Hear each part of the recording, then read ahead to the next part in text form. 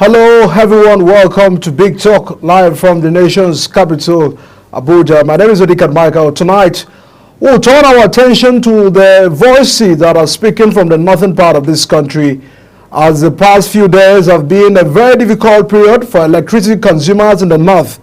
Some have continued to remain in the blackout even after the release statement there's after from our transmission company of Nigeria, giving reasons for the continued outage in this part of the country.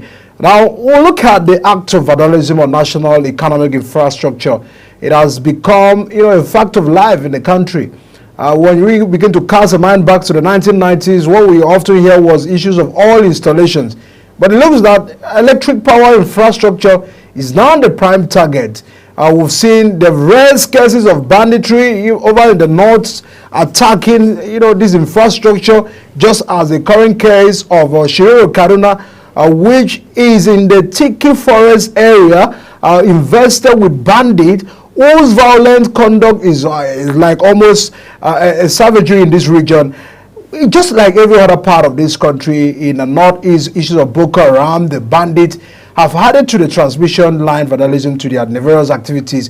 Tonight, we'll establish all of that and know what may be the way out. We've seen the statement from the Minister of Power that they are trying to help the situation, that in few days' time, power will be restored back to the north. But it looks that it's becoming difficult. They have invited the National Security Advisor to see how they can help in terms of managing the security in this region so as to help the situation. It looks that the lingering darkness in the north is still persisting, and tonight our security experts and our political analyst is live here on the program to make sense to all of these issues and establish some facts on the program. Thanks so much, Prof.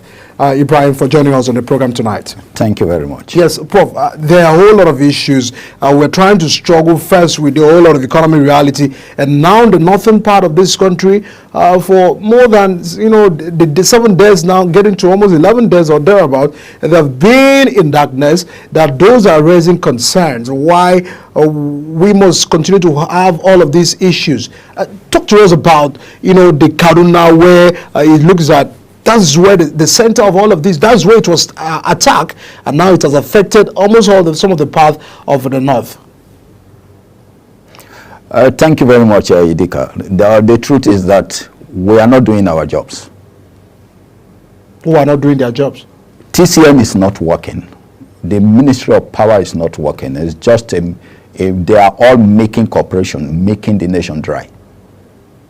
With all the interventions of power that those are how many times have you seen hurricane happens in the US and everywhere part of the world, and there is outage for how many days? Technology has surpassed that part where you have an arc somewhere and it's not rectified within some hours. So do you have to blame the Minister of Power and the TCN in when you don't know your job? They are saying security, is it about security information? Terrorists that have attacked the scene. When you don't know your job, you act out. That is just the truth.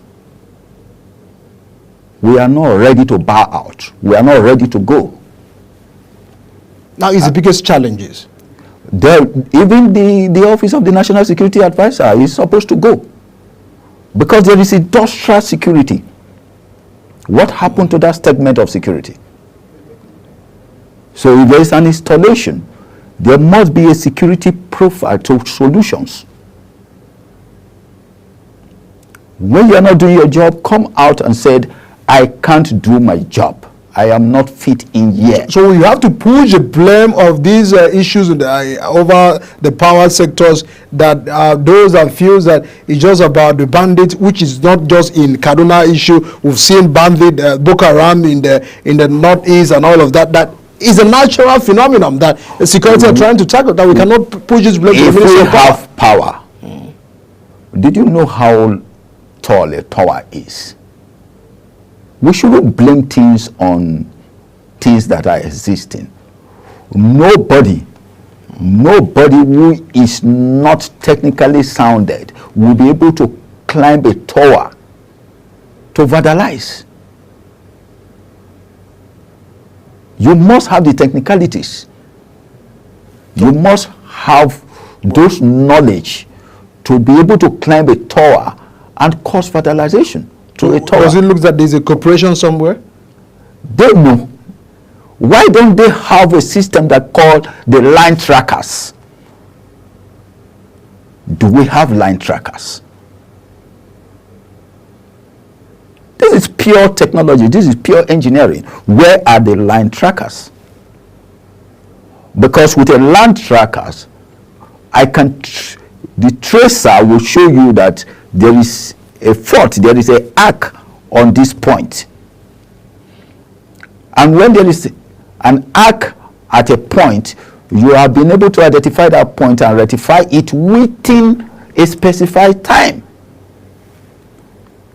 And when that timeline cannot be gotten, then there is a problem, because we are losing revenue. We pay for the services. So am I paying for a service that is not there? Remember that it's not everybody that is already on prepaid meter. People are still being billed manually, mostly in the extreme north. So we are losing a lot of revenue because the right thing is not being done.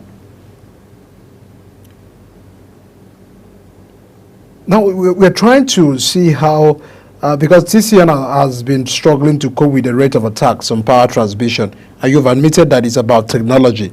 That those are feels that we have many other infrastructural challenges in this country that is devoid of technology that we ought to improve upon. But if we have other regions having this sense of security within their plant station, why should we have bandits goes into attack and now we're trying to blame government for that actions?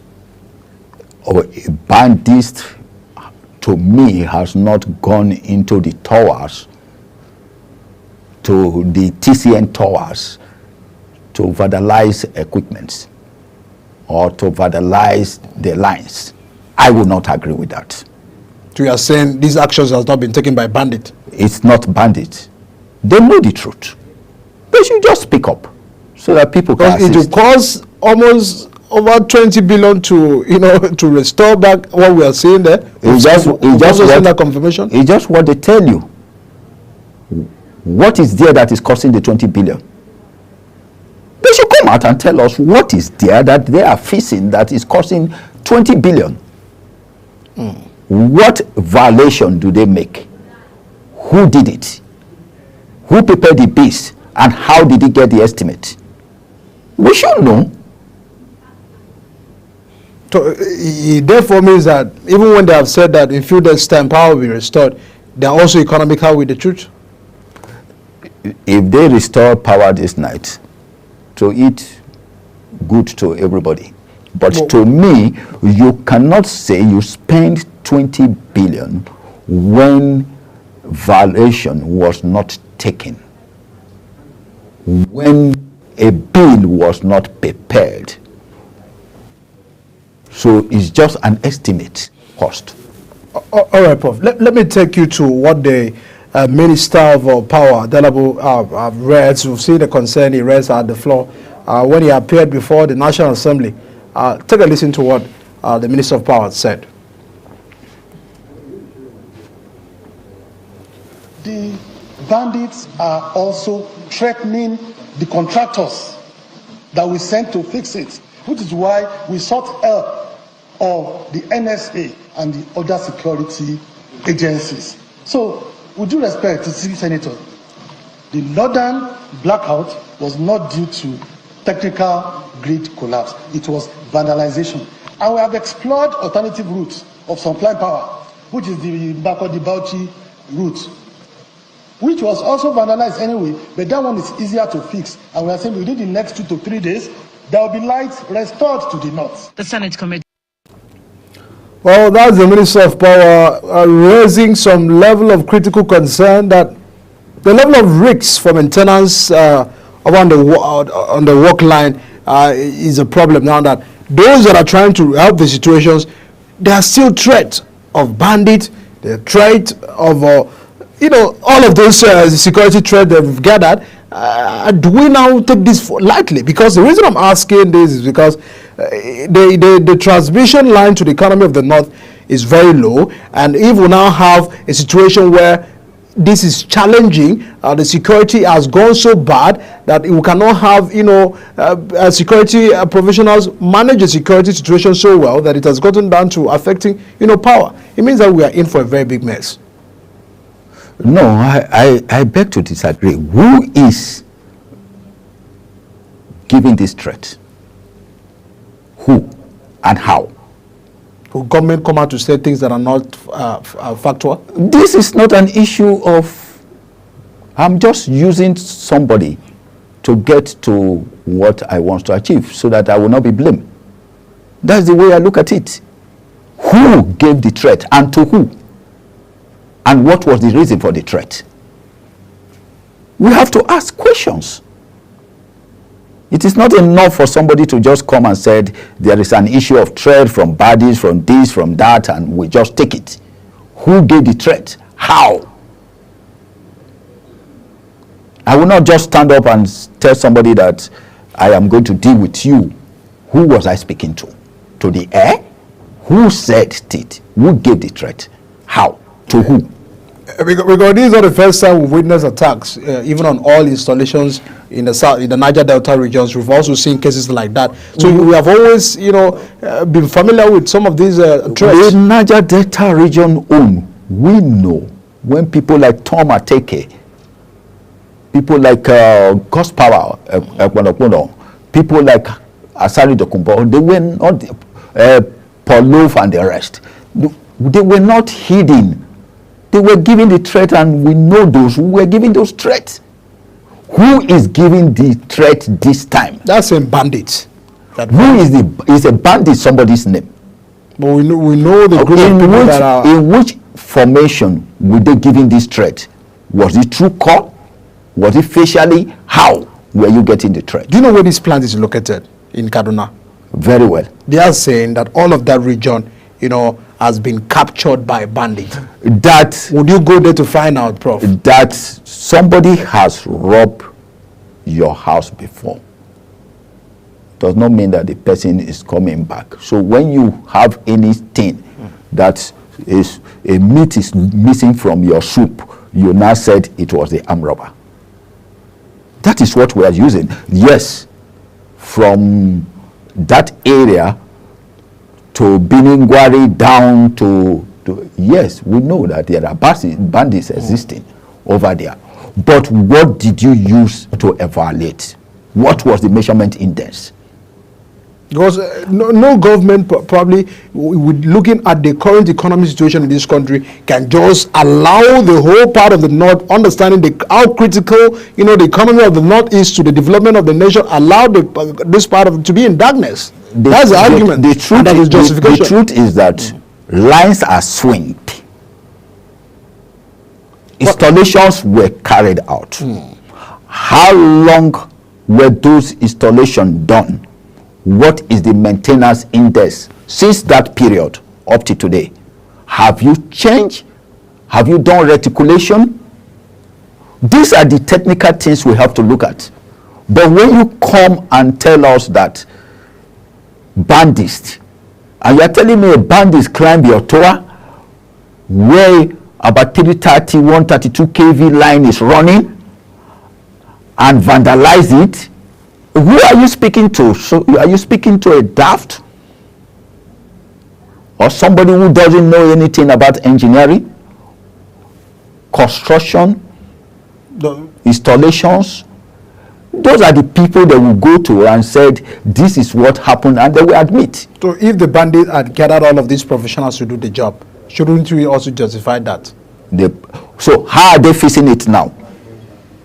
Are they having 1 million troops of soldiers guiding them there? They said they have invited the NSA to also help in the situation. That was a discussion between the president and the NSA.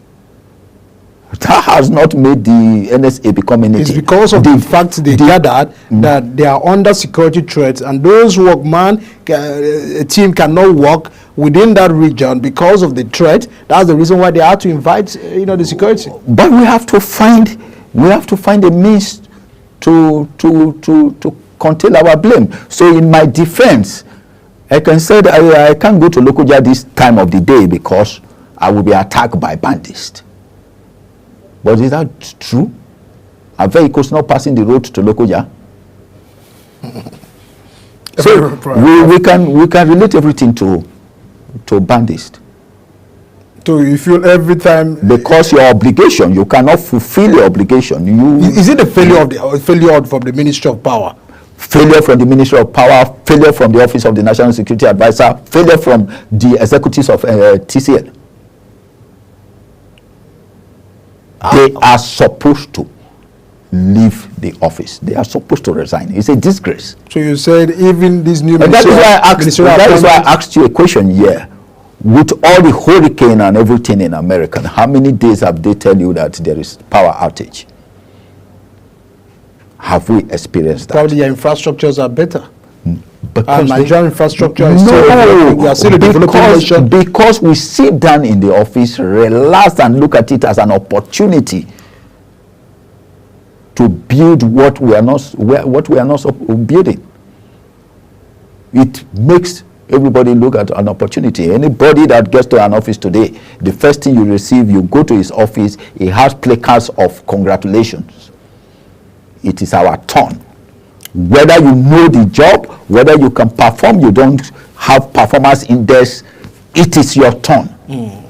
So the minister can sit down in the comfort of his office and be speaking to the nation as if he's addressing his children, without knowing the engineering terminologies, without knowing anything that he has to do. And that happened to the NSA, happens to the MD of TCN, including the executive directors and their general managers. There is nobody that's supposed to be spared. You can't keep a whole region totally in darkness for 2 weeks. It is worrisome. That's the reason why we are having this convention. So they shouldn't blame bandits. Entirely. Yes, they should blame bandits. What if they should come here and tell us, this is the people giving us this threat. You use the Nigerian. Do you know how they can? You know the management of security informations. That management of informations on security. I said they don't have any portfolio for industrial security, so they don't have anything to manage on this case. You must be trained on industrial security for you to come out and said, this is what we are saying, and we have a proof to it. We are still tracking that because part of those discussions is the fact that there is already a prolonged blackout in the north. You know, we've seen where we can probably position that to be issue of national grid and all of that.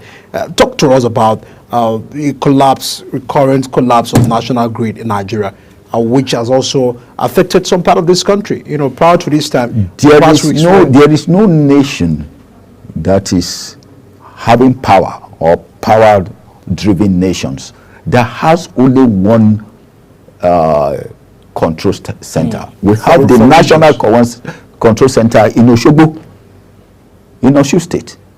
And if anything goes wrong, if they trip it off, everybody is in darkness.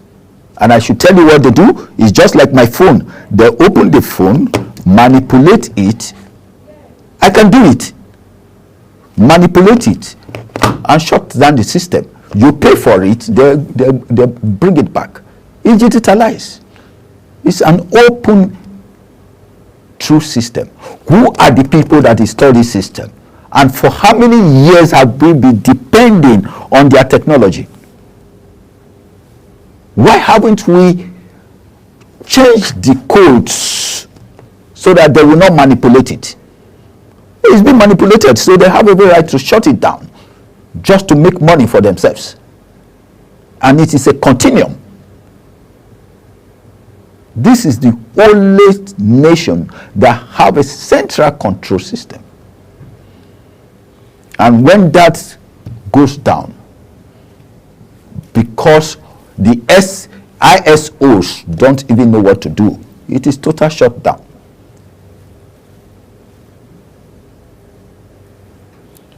A very big concern, because that those that probably may have a patriotic share that the Nigeria power system is still evolving, and that if it's still evolving, they will most probably reach to some certain stage by now. how can you describe the stage we are? Because if we are having to grapple with economic hardship, and on the other hand, we do not have light, and even our neighbors like Ghana will tell us we have light more than you people, and all of that, making caricature of Nigeria. What's the level we are? We've seen the minister making effort to say, but to start banning some cost cuts, some consumers, the issues of ban A, ban B, and all of that. We were feeling that that would solve the situation. There have also issue of they have increased the tariff. You know, all of these were things that we said, okay, fine, let us pay how we can consume. But if we are having this issue of national grid collapse, and then over there in the north is still in the blackout, how do we substantiate this blame, and how do we begin the conversation from there? You can't give what you don't have. Do you feel Ghana celebrated 2 years of constant power. We can't celebrate even 3 days. It's not possible. All over the years, what they do is to collect here and fix there, manage there. There was a time that here in Abuja, the villa will have light while the other people are in darkness, just to please Mr. President. So they are programming all of these issues. So it's a mindset of our people where we have that lip service system.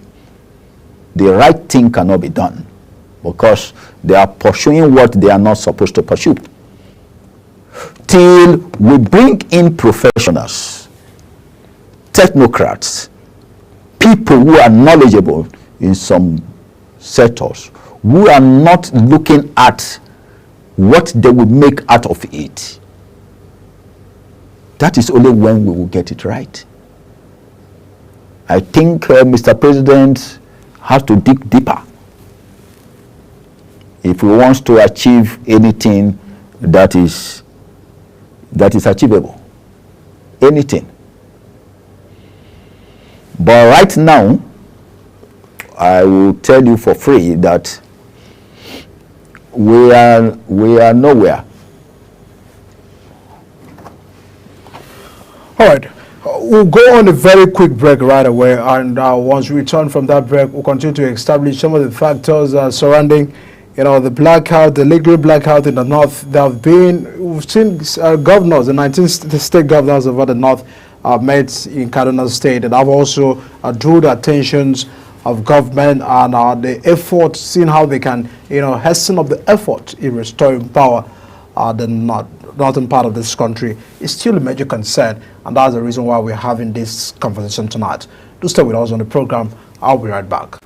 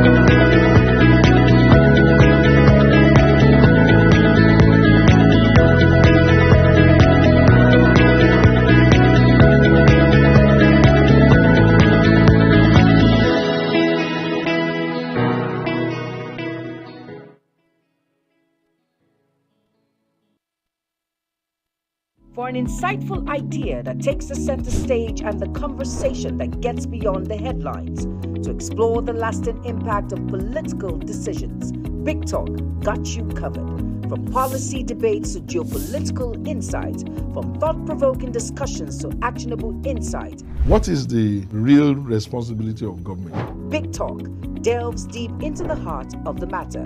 Join us weekdays on global televisions from 6:30 p.m. for a reverting journey into the heart of politics, where we dissect issues shaping our society.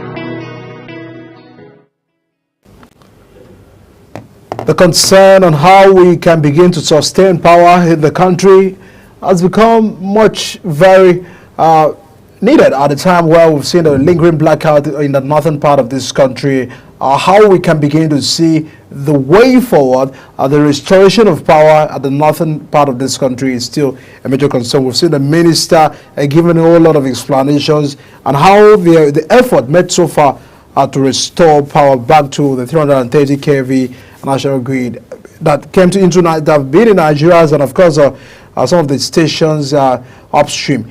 We'll look at how all of these issues can be avoided in respect to accepting that empowering our economy, there is a need for all of these blackouts in the regions of this country to be well addressed. Prof, did you see this blackout coming? Because there are those that probably feels that the issues of the national grid, the privatization of distributions in the Nigerian power sector, all of this has not really enhanced a capacity to show a way to the direction that, yes, indeed, we are going towards a better direction. Did you see this coming?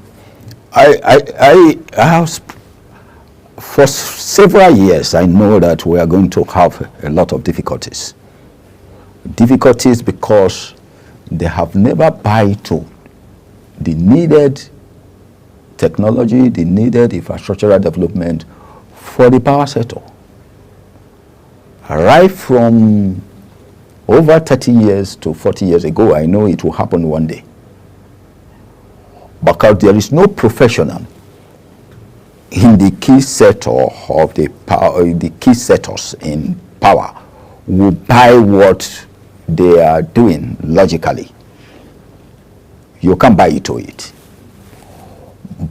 Because the nation is growing, developing every day. And you cannot wave it out that there should not be an improvement. We are still using 132, 330 kV lines in Nigeria. We are still using them. We don't have line tracers. And you sit down in the comfort of your office and all you do is building transmission stations. Even some of these transmission stations are not being built to the capacity they are supposed to be the installed capacities. Go around them and see what we have done there. We are going back to engineers of the 60s or 50s. That is not what is supposed to be. If you really go into what we call critical engineering designs, these are not critical engineering designs. They are not. So if we want to solve our power problem, it can be solved.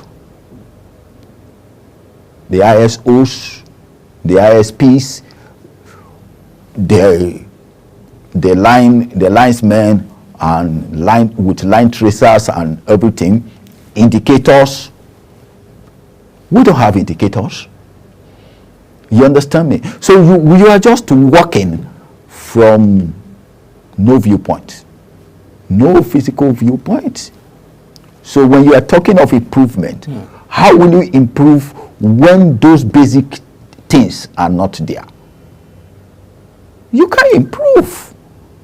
So we are stagnant, we are tied to one corner. So we are just like, we are the receiving end because we are the one paying. So whatever they tell us that this is what we have to do, if they say they are going to increase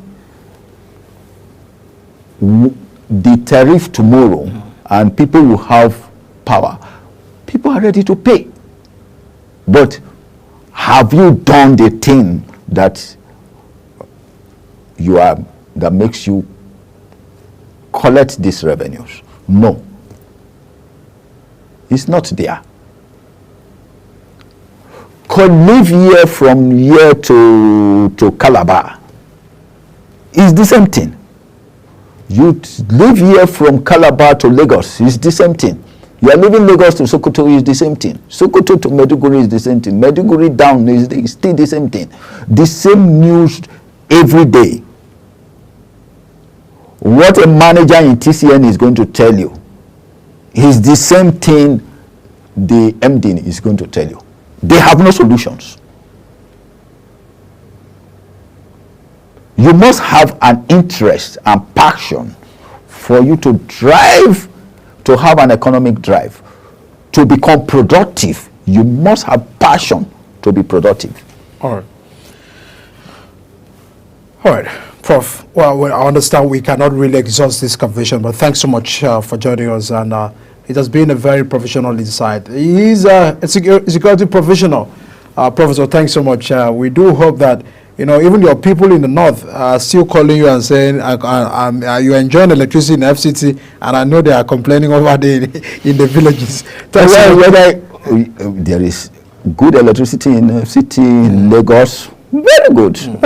But then, my people should also know that we have to build to develop. We cannot be stagnated to develop. You can't destroy to develop. You can only build to develop. So the moment my people realize that there is a need to build and develop, then so many other things will work for us. But when they don't realize it, because nobody is sensitizing them, everybody lie on the pillar of I want to benefit. Service is not about benefit. So if you want to provide service, you don't count benefits. And get to work for the betterment of the country. Count legacies. Legacies. Thanks so much, Professor Ibrahim Ado. He is a political analyst and a security professional. Thanks so much for joining us on the program tonight. Thank you very much. Let's now get to Lagos. We'll be joined by senior energy consultant, Dr. Wizob Eda. Doctor, thanks so much for being part of the program tonight. While I was speaking with Prof, you know, we've seen the explanation from the Minister of Power that it looks like we are trying to fix the situation, but the security terrain, the people that are trying to do the work are being under threat. Give us an understanding about this and how I mean, technical is it that the ministry is trying to manage the situation, both the TCL and everyone? I think the terrain that we're looking at is typically embroiled with the issue of, say, vandalism and, you know, jihadists. Doctor, if you can hear me clearly. Yeah, I can hear you clearly. Can you hear me? Can you hear me now? Hello? Yes, Doctor. Doctor, I can hear you. Please go ahead. Thank you. I said, you know, the terrain, where, you know, this challenge is happening is very much embroidered with challenges as to, you know, being able to fix those transmission lines all the way through, the security challenges. And you have to also understand that, you know, because of militants around that area, it's quite a tricky one. But even when you solve all of that, how do you then, when you restore the infrastructure required for the transmission of power, it still shows us that we have vulnerability when it comes to a single point source of transmission. So we produce power at the central grid, and then we send it to those states. And then anything that cuts them off means that the rest of the states, you know, those guys do not have power. So I think it speaks to the fact that we're quite vulnerable. I think it speaks to the fact that we need to start looking at operationalizing the Electricity Act of 2023 to have decentralized power stations across and have better redundancies in the system. It also begs to ask how we plan to upgrade some of the obsolete, equipment that are like between 40 to 50 years old. Those are some of the things that we need to think about, because not just fixing this problem, it is ensuring long-term reliability of power supply. When we begin to pay attention to some of the issues that have been raised, amidst that petrol, you know, has been on a high side. We've seen the recent increase and the explanation from the president of Dangote of him having the product and then marketers and NNPC are not lifting the product. And now you're having a blackout again in some regions. It's now becoming so difficult for a whole lot of Nigerians. We've seen the collapse of the national grid, I mean, over 8 times just this year alone. That those that feels, that proper management or to just provide highlighted issues of having, better technologies deployed, to solve this situation. People are paying, the consumers are paying for it, but it seems that the quality of what is being received is not really workable and better in the country. Yeah, I mean, absolutely, you're spot on there. And Edikan, that speaks to one critical aspect. How well does the money that we get from the additional tariff that we get from the band air customers, how well does that cascade beyond the distribution folks? How well does that cascade through a backward integration down into the transmission and down into the production, the generation? The reason I'm saying all of this is very simple. The idea of raising the tariffs of the Ban A was to make it to be cost reflective and to provide the ample funds required for equipment upgrade. But think about it: if your equipment upgrade is only at the distribution point, then you still have obsolete transmission equipment as well as obsolete generation equipment. We're still going to have a problem. So that's the first thing we need to think about. The government needs to consider how well do we backwardly integrate the rewards on the band A back all the way to the GenCos so that we can have them have a sort of a mandate on being able to upgrade their facilities accordingly. That's really important because reliability has a very good correlation with the quality of service when it comes to electricity supply. And you're right, yes, the customers are paying and they're quite frustrated. Even more so right now, you really do not want to do the economics of running your generator sets for the equivalent amount of power versus even if you were paying on the band A. I'll tell you on average that for every 3,000 naira you spend on a band A, you will spend almost 12,000 naira equivalent if you're running a petrol engine for the same level of power. And perhaps even less because you wouldn't be able to own everything. So it makes a very justified case for the government to be more serious, make sure these savings are not just enveloped by just the distribution folks, and the generation and the transmission folks have a share. And there is a mandated quota for how they need to steward the equipment upgrade, ultimately so that we can enhance our reliability.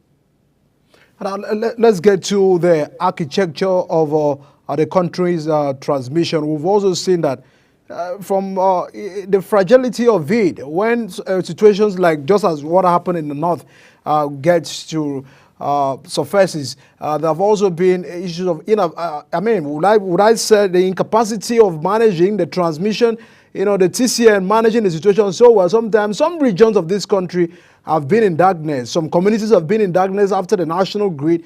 And that those that feels how they respond to some of these situations has not really helped. We've seen that, if the distributors have been doing their works in distributing, what then can you say about the architecture of the country's transmission network? Give us an understanding about how all of these things works.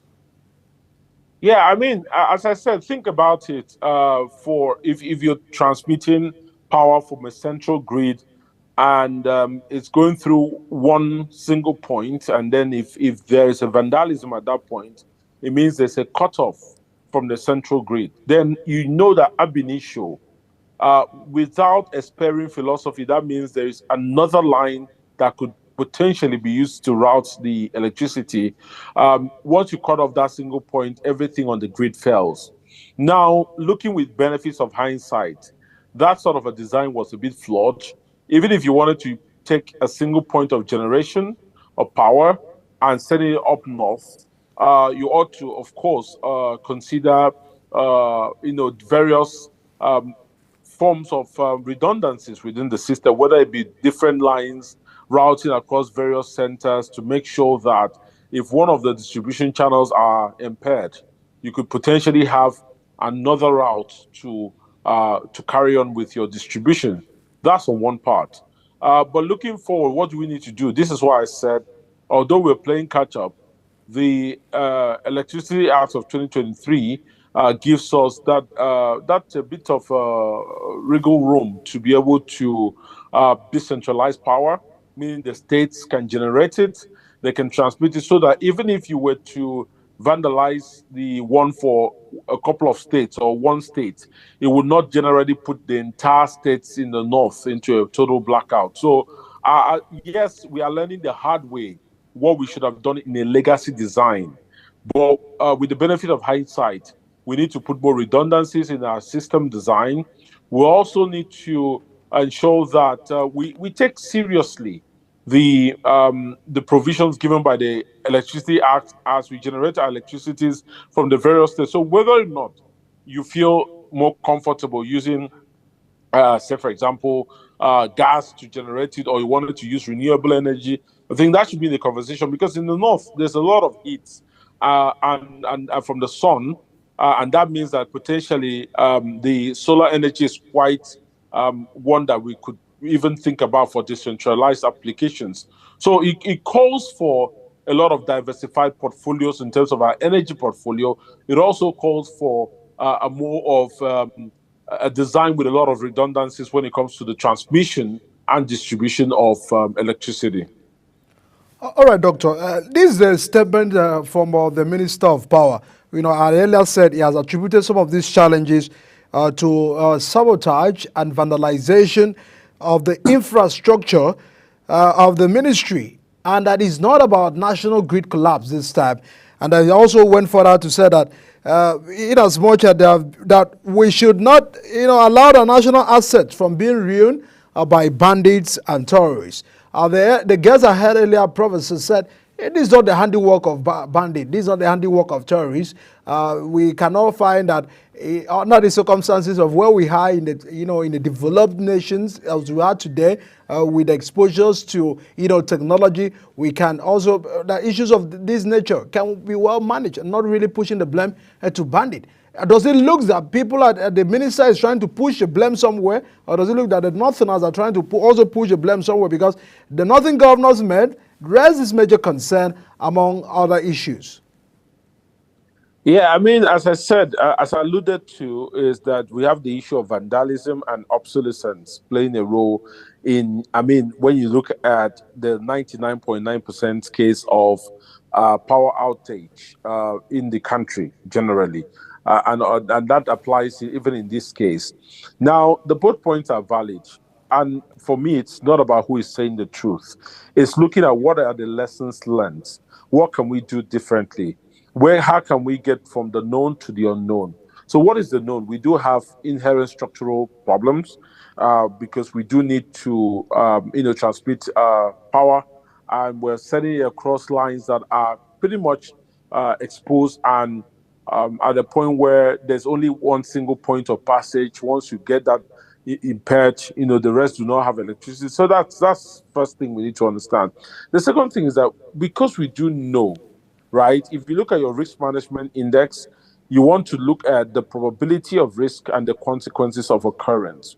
Now, if you look at this case, the probability of risk of it occurring, of vandalism occurring, is very high because the power lines are exposed, they're not buried on the ground. The second thing is the consequences of the risk maturing is quite high, because what it simply means is that an entire civilization of people will be cut out of power. So when you have a high consequence, high probability, it means that the government ought to be deploying, very serious security personnel, so at least attenuate the risk associated with vandalism. Let's even deal with the ones with obsolescence of equipment. But that's really what we need to do. So I think as a way of positing an idea, preferring solutions, I like to say that I think right now the Ministry of Power needs to be looking at all the critical infrastructure. By critical infrastructure, I mean infrastructure that is supplying electricity to quite a number of states. Look at those infrastructure and say which of them have a high probability and high consequences if things go wrong, And then how then can we put in, whether it is security posts around those areas to make sure such vandalism doesn't happen, whilst we simultaneously plan to do a backward integration of all the gains that we've made from the Ban A tariffs back into the GenCos, the transmission and the GenCos, to make sure that those equipment upgrades are happening. Basically, we have two risks: the risk of obsolescence and the risk of vandalism. And this is kind of my thoughts about how we can push this forward. All right, Doctor, just before I'll let you go, what is your final take? Because we're trying to see how some of these, can be constrained in terms of how we can get better. If Ghana and neighbors have sufficient power, Nigeria should also rise to the occasion and see what they can do for sustainability. Yeah, it's quite an irony, right? Because you mentioned Ghana and our neighbors, but you also look at some numbers that we are also exporting power to those some of those our neighbors, and so it is important for us to really look at, I think, the whole power infrastructure again. And it's not enough to pass the Act of 2023. To operationalize the Act, I think we need to have a discussion between the minister and some of the governors at the subnational levels that are looking at setting up a power plants. Get them that support that is required. Share lessons learned, because a lot of these governors perhaps do not have the experience of producing electricity and all the challenges that comes with it. I think there needs to be cross-pollination of some of the lessons learned from the center down to the subnationals to say, how can we help you? And the other thing is that, think about it. When we're talking about equipment upgrades, we are talking about, the aspect of continued investments. And for you to get continued investment in a sector, it means that you obviously are able to, guarantee the bankability of that sector. So I see the ongoing reforms with the Ban A customers and all of that. That's the beginning of a reform. But I think one of the ways that you have to think about this is either two ways of paying for a service. Either the government pays in form of giving subsidies, or the people pay. And for the people to pay, it means they are happy that you are giving them absolute value for their money. So I think we need to also be in a case where we are holding the discos accountable. If you're in Ban A, there should be an accountability to make sure you actually have absolutely between 20 to 24 hours of light. And of course, then the government then takes that and draws a roadmap to say, as we're going to upgrade other bands, and even as we, the funds we've made from Ban A, this is how we're going to begin our equipment upgrade. And this is how the roadmap, maybe a 10-year roadmap to getting Nigeria to that level. Remember, Edikan, we are underproducing, but we have a lot of losses on the transmission line. And then we have yet another losses on the distribution line. So that means we need to fix even the value chain first to even get the number of the quota that we are producing before we even think about more production centers. Dr. Wizoveda is a senior energy consultant. Thanks so much for sharing part of your evening with us on the program Big Talk. Thank you very much.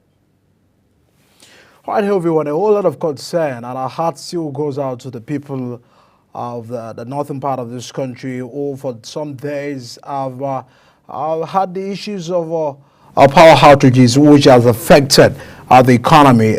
Statistics and experts have argued that over some 1 trillion naira have been lost in respect to how all of this has gone down in the northern part of this country, has affected the lives, is posing security threat.